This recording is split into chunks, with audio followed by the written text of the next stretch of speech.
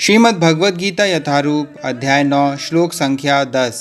मयाध्यक्षेण प्रकृतिः सूयते सचराचरं हेतुनानेन कौन्तेय जगद्विपरिवर्तते। हे कुंती पुत्र, यह भौतिक प्रकृति मेरी शक्तियों में से एक है और मेरी अध्यक्षता में कार्य करती है, जिससे सारे चर तथा अचर प्राणी उत्पन्न होते हैं। इसके शासन में यह जगत बारंबार सृजित और विनष्ट होता रहता है। तात्पर्य: यहाँ यह स्पष्ट कहा गया है कि यद्यपि परमेश्वर इस जगत के समस्त कार्यों से पृथक रहते हैं, किंतु इसके परम अध्यक्ष निर्देशक वही बने रहते हैं। परमेश्वर परम इच्छामय है और इस भौतिक जगत के आधार भूमि स्वरूप हैं, किंतु इसकी सभी व्यवस्था प्रकृति द्वारा की जाती है। भगवद गीता में भी कृष्ण यह कहते हैं, मैं विभिन्न योनियों और रूपों वाले जीवों का पिता हूँ। जिस तरह पिता बालक उत्पन्न करने के लिए माता के गर्भ में वीर्य स्थापित करता है, उसी प्रकार परमेश्वर अपनी चितवन मात्र से प्रकृति के गर्भ में जीवों को प्रविष्ट करते हैं और वे अपनी अंतिम इच्छाओं तथा कर्मों के अनुसार विभिन्न रूपों तथा योनियों में प्रकट होते हैं। अतः भगवान इस जगत से प्रत्यक्ष रूप में आसक्त नहीं होते, वे प्रकृति पर दृष्टिपात करते हैं। इस तरह प्रकृति क्रियाशील होती है और तुरंत ही सारी वस्तुएं उत्पन्न हो जाती हैं। चूँकि वे प्रकृति पर दृष्टिपात करते हैं, इसलिए परमेश्वर की ओर से तो निस्संदेह क्रिया होती है, किंतु भौतिक जगत के प्राकट्य से उन्हें कुछ लेना देना नहीं रहता। स्मृति में एक उदाहरण मिला है जो इस प्रकार है। जब किसी व्यक्ति के समक्ष फूल होता है तो उसे उसकी सुगंधी मिलती रहती है, किंतु फूल तथा सुगंधी एक दूसरे से विलग रहते हैं। ऐसा ही संबंध भौतिक जगत तथा भगवान के बीच भी है। वस्तुतः भगवान को इस जगत से कोई प्रयोजन नहीं रहता, किंतु वे ही इसे अपनी दृष्टिपात से उत्पन्न तथा व्यवस्थित करते हैं। सारांश के रूप में हम कह सकते हैं कि परमेश्वर की अध्यक्षता के बिना प्रकृति कुछ भी नहीं कर सकती, तो भी भगवान समस्त कार्यों से पृथक रहते हैं। श्रीमद् भगवद गीता यथारूप अध्याय 9 श्लोक संख्या 11। अवजानन्ति माम मूढ़ा मानुषीं तनुमाश्रितं परं भावम् अजानन्तो मम भूतमहेश्वरम्। जब मैं मनुष्य के रूप में अवतरित होता हूँ तो मूर्ख मेरा उपहास करते हैं, वे मुझ परमेश्वर के दिव्य स्वभाव को नहीं जानते। तात्पर्य: इस अध्याय के पूर्ववर्ती श्लोकों से यह स्पष्ट है कि यद्यपि भगवान मनुष्य रूप में प्रकट होते हैं, किंतु वे सामान्य व्यक्ति नहीं होते। जो भगवान सारे विराट जगत का सृजन, पालन तथा संहार करता हो, वह मनुष्य नहीं हो सकता। तो भी ऐसे अनेक मूर्ख हैं जो कृष्ण को एक शक्तिशाली पुरुष के अतिरिक्त और कुछ नहीं मानते। वस्तुतः वे आदि परम पुरुष हैं, जैसा कि ब्रह्म संहिता में प्रमाण स्वरूप कहा गया है, ईश्वर परमः कृष्णा। वे परम ईश्वर हैं। ईश्वर या नियंता अनेक हैं और वे एक दूसरे से बढ़कर प्रतीत होते हैं। भौतिक जगत में सामान्य प्रबंध कार्यों का कोई ना कोई निर्देशक होता है, जिसके ऊपर एक सचिव होता है, फिर उसके ऊपर मंत्री तथा उसके भी ऊपर राष्ट्रपति होता है। इनमें से हर एक नियंत्रक होता है, किंतु एक दूसरे के द्वारा नियंत्रित होता है। ब्रह्म संहिता में कहा गया है कि कृष्ण परम नियंता हैं। निसंदेह भौतिक जगत तथा वैकुंठ लोक दोनों में ही कई कई निर्देशक होते हैं, किंतु कृष्ण परम नियंता हैं, ईश्वर परम कृष्णा, तथा उनका शरीर सच्चिदानंद रूप अर्थात अभौतिक होता है। पिछले श्लोकों में जिन अद्भुत कार्यकलापों का वर्णन हुआ है, वे भौतिक शरीर द्वारा संपन्न नहीं हो सकते। कृष्ण का शरीर सच्चिदानंद रूप है। यद्यपि वे सामान्य व्यक्ति नहीं हैं, किंतु मूर्ख लोग उनका उपहास करते हैं और उन्हें मनुष्य मानते हैं। उनका शरीर यहाँ मानुषिम कहा गया है, क्योंकि वे कुरुक्षेत्र युद्ध में एक राजनीतिज्ञ और अर्जुन के मित्र की भांति सामान्य व्यक्ति बनकर कर्म करते हैं। वह अनेक प्रकार से सामान्य पुरुष की भांति कर्म करते हैं, किंतु उनका शरीर सच्चिदानंद विग्रह रूप है। इसकी पुष्टि वैदिक साहित्य में भी हुई है। सच्चिदानंद रूपाय कृष्णाय। मैं भगवान कृष्ण को नमस्कार करता हूँ जो सच्चिदानंद रूप हैं। वेदों में ऐसे अन्य वर्णन भी हैं। तमेकम गोविंदम, आप इंद्रियों तथा गायों के आनंद स्वरूप गोविंद हैं। सच्चिदानंद विग्रहम, तथा आपका रूप सच्चिदानंद स्वरूप है। भगवान कृष्ण के सच्चिदानंद स्वरूप होने पर भी ऐसे अनेक तथाकथित विद्वान तथा भगवद गीता के टीकाकार हैं जो कृष्ण को सामान्य पुरुष कहकर उनका उपहास करते हैं। भले ही अपने पूर्व पुण्यों के कारण विद्वान असाधारण व्यक्ति के रूप में पैदा हुआ हो, किंतु श्री कृष्ण के बारे में ऐसी धारणा उसकी अल्पज्ञता के कारण होती है। इसलिए वह मूढ़ कहलाता है, क्योंकि मूर्ख पुरुष ही कृष्ण को सामान्य पुरुष मानते हैं। ऐसे मूर्ख कृष्ण को सामान्य व्यक्ति इसलिए मानते हैं क्योंकि वे कृष्ण के गुह्य कर्मों तथा उनकी विभिन्न शक्तियों से अपरिचित होते हैं। वे यह नहीं जानते कि कृष्ण का शरीर पूर्ण ज्ञान तथा आनंद का प्रतीक है। वे प्रत्येक वस्तु के स्वामी हैं और किसी को भी मुक्ति प्रदान करने वाले हैं। चूँकि वे कृष्ण के इतने सारे दिव्य गुणों को नहीं जानते, इसलिए उनका उपहास करते हैं।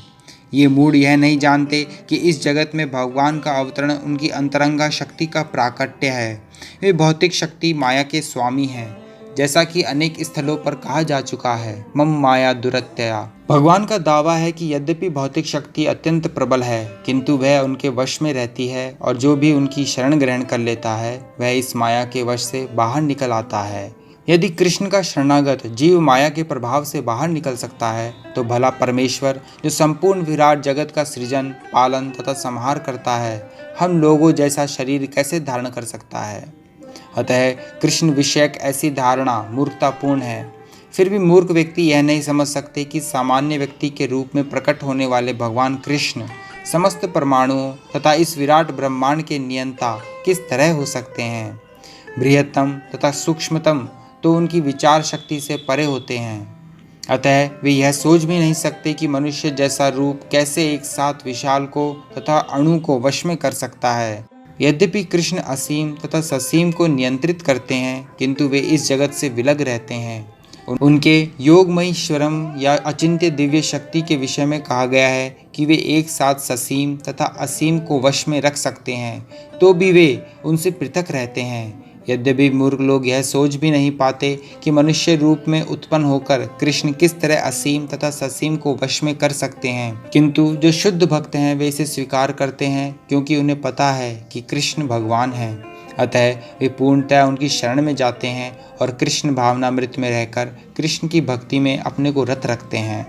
सगुणवादियों तथा निर्गुणवादियों में भगवान के मनुष्य रूप में प्रकट होने को लेकर काफ़ी मतभेद रहता है, किंतु यदि हम भगवद गीता तथा श्रीमद् भागवत जैसे प्रमाणिक ग्रंथों का अनुशीलन कृष्ण तत्व समझने के लिए करें, तो हम समझ सकते हैं कि कृष्ण श्री भगवान हैं। यद्यपि वे इस धराधाम में सामान्य व्यक्ति की भांति प्रकट हुए थे, किंतु वे सामान्य व्यक्ति हैं नहीं। श्रीमद् भागवत में जब शौनक आदि मुनियों ने सूत गोस्वामी से कृष्ण के कार्यकलापों के विषय में पूछा, तो उन्होंने कहा, कृतवान किल कर्माणि सह रामेण केशवः अतिमर्त्यानि भगवान गूढ़ः कपटमानुषः। भगवान श्री कृष्ण ने बलराम के साथ साथ मनुष्य के भांति क्रीड़ा की और इस तरह प्रच्छन्न रूप में उन्होंने अनेक अति मानवीय कार्य किए। मनुष्य के रूप में भगवान का प्राकट्य मूर्ख को मोहित बना देता है। कोई भी मनुष्य उन अलौकिक कार्यों को संपन्न नहीं कर सकता जिन्हें उन्होंने इस धरा पर करके दिखा दिया था।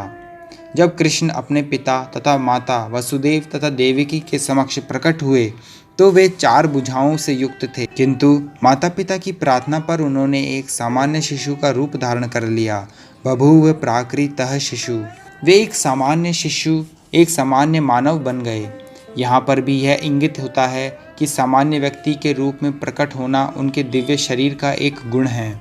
भगवद गीता के 11वें अध्याय में भी कहा गया है कि अर्जुन ने कृष्ण से अपना चतुर्भुज रूप दिखलाने के लिए प्रार्थना की, तेनैव रूपेण चतुर्भुजेन। इस रूप को प्रकट करने के बाद अर्जुन के प्रार्थना करने पर उन्होंने पूर्व मनुष्य रूप धारण कर लिया, मानुषम रूपम। भगवान के ये विभिन्न गुण निश्चय ही सामान्य मनुष्य जैसे नहीं हैं। कतिपय लोग जो कृष्ण का उपहास करते हैं और मायावादी दर्शन से प्रभावित होते हैं, श्रीमद् भागवत के निम्नलिखित श्लोक को यह सिद्ध करने के लिए उद्धृत करते हैं कि कृष्ण एक सामान्य व्यक्ति थे। अहम सर्वेषु भूतेषु भूतात्मा अवस्थितः सदा। परमेश्वर समस्त जीवों में विद्यमान है। अच्छा हो कि इस श्लोक को हम जीव गोस्वामी तथा विश्वनाथ चक्रवर्ती ठाकुर जैसे वैष्णव आचार्यों से ग्रहण करें, न कि कृष्ण का उपहास करने वाले अनधिकारी व्यक्तियों की व्याख्याओं से। जीव गोस्वामी इस श्लोक की टीका करते हुए कहते हैं कि कृष्ण समस्त चराचरों में अपने अंश विस्तार परमात्मा के रूप में स्थित है। अतः कोई भी नवदीक्षित भक्त जो मंदिर में भगवान की अर्चा मूर्ति पर ही ध्यान देता है और अन्य जीवों का सम्मान नहीं करता, वह वृथा ही मंदिर में भगवान की पूजा में लगा रहता है। भगवत भक्तों के 3 प्रकार हैं, जिनमें से नवदीक्षित सबसे निम्न श्रेणी के हैं। नवदीक्षित भक्त अन्य भक्तों की अपेक्षा मंदिर के अर्चा विग्रह पर अधिक ध्यान देते हैं। अतः विश्वनाथ चक्रवर्ती ठाकुर चेतावनी देते हैं कि इस प्रकार की मानसिकता को सुधारना चाहिए। भक्त को समझना चाहिए कि चूंकि कृष्ण परमात्मा रूप में प्रत्येक जीव के हृदय में विद्यमान है, अतः प्रत्येक व्यक्ति परमेश्वर का निवास या मंदिर है।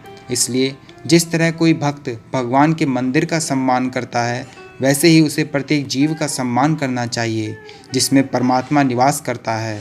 अतः प्रत्येक व्यक्ति का समुचित सम्मान करना चाहिए, कभी उपेक्षा नहीं करनी चाहिए। ऐसे अनेक निर्विशेषवादी हैं जो मंदिर पूजा का उपहास करते हैं। वे कहते हैं कि चूंकि भगवान सर्वत्र हैं, तो फिर अपने को हम मंदिर पूजा तक ही सीमित क्यों रखें। यदि ईश्वर सर्वत्र है तो क्या वे मंदिर या अर्च विग्रह में नहीं होंगे। यद्यपि सगुणवादी तथा निर्विशेषवादी निरंतर लड़ते रहेंगे, किंतु कृष्ण भावनामृत में पूर्ण भक्त यह जानता है कि यद्यपि कृष्ण भगवान हैं, किंतु इसके साथ वे सर्वव्यापी भी हैं, जिसकी पुष्टि ब्रह्म संहिता में हुई है। यद्यपि उनका निजी धाम गोलोक वृंदावन है और वे वहीं निरंतर वास करते हैं, किंतु वे अपनी शक्ति की विभिन्न अभिव्यक्तियों द्वारा तथा अपने स्वांश द्वारा भौतिक तथा आध्यात्मिक जगत में सर्वत्र विद्यमान रहते हैं। हरे कृष्ण।